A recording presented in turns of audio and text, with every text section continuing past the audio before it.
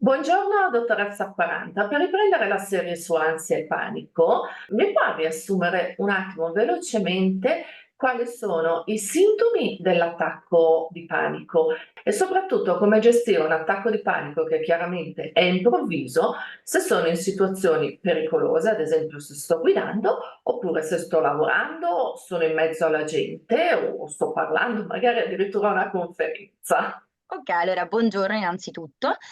Diciamo che per riconoscere i principali segni dell'attacco di panico, che quelli sono quelli che abbiamo un po' citato prima, sono innanzitutto la palpitazione, il battito cardiaco accelerato, sudorazione e tremori con sensazioni di soffocamento e dolore a petto, fastidio, sensazioni di svenimento e instabilità, sensazioni di irrealtà o distacco da se stessi, di terrore imminente, calore o brivido continuo a mani e piedi, nausea o disturbi gastrointestinali, formicolio e paura quindi di impazzire e perdere il controllo. A tal proposito, come gestire l'attacco di panico quando arriva? Ottima domanda. Allora, innanzitutto iniziamo a soffermarci su una delle prime caratteristiche, che è quella di ricordare che passerà. Gli attacchi di panico di solito raggiungono il loro picco, come abbiamo già detto, in pochi minuti e poi diminuiscono gradualmente. Quindi ricordare a te stesso o a te stessa che l'attacco di panico non durerà per sempre, che passerà, potrebbe essere molto funzionale. Praticare una respirazione profonda.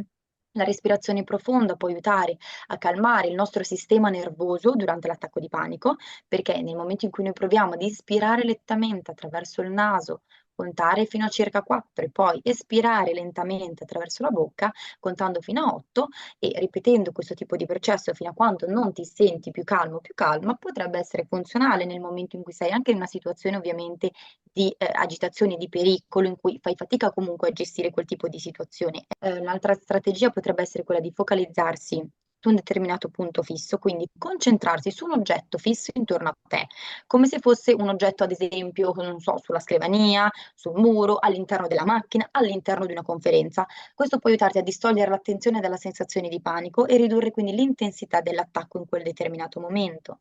Utilizzare la visualizzazione, cosa significa? Immagina un luogo o una situazione che ti faccia sentire calmo o calma e al sicuro. Potrebbe essere, non lo so, una spiaggia tranquilla, una foresta o qualsiasi tipo di altro posto che ti rilassi.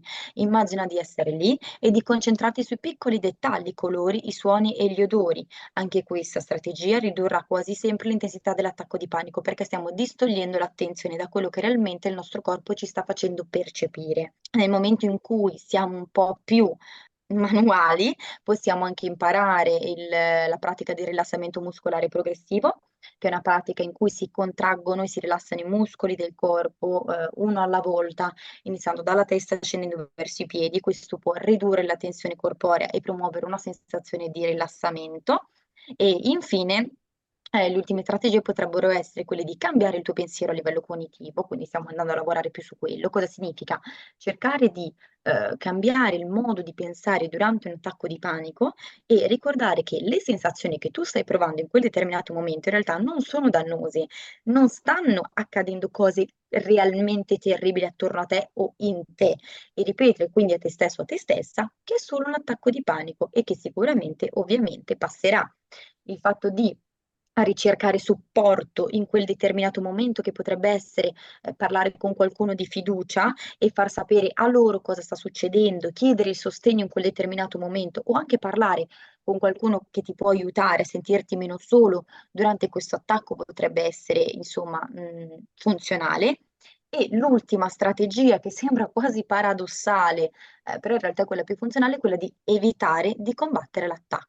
Cosa significa? Resistere all'attacco di panico può renderlo più intenso, quindi accettare che questo tipo di sensazione che noi stiamo provando, che tu stai provando, e permettere a loro quindi di fluire senza giudizio, essere consapevoli di quello che ti sta accadendo, senza forzarti, al contrario. Chiaramente, come abbiamo già citato prima, se questi attacchi di panico sono frequenti, interferiscono significativamente con la tua vita quotidiana, è importante cercare supporto da un professionista della salute mentale e un terapeuta sicuramente può identificare le cause sottostanti, quindi gli schemi cognitivi di base per la quale tu hai questi tipi di pensieri relativi agli attacchi di panico e sviluppare quindi strategie più efficaci, più efficienti nella gestione del tuo attacco di panico nel momento in cui tu ce l'hai.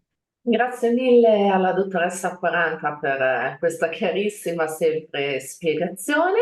parleremo ancora di ansia e di panico, quindi se volete rimanere aggiornati, iscrivetevi e soprattutto cliccate sulla campanella e riceverete una notifica non invasiva sui prossimi argomenti trattati. Grazie ancora. Grazie a voi.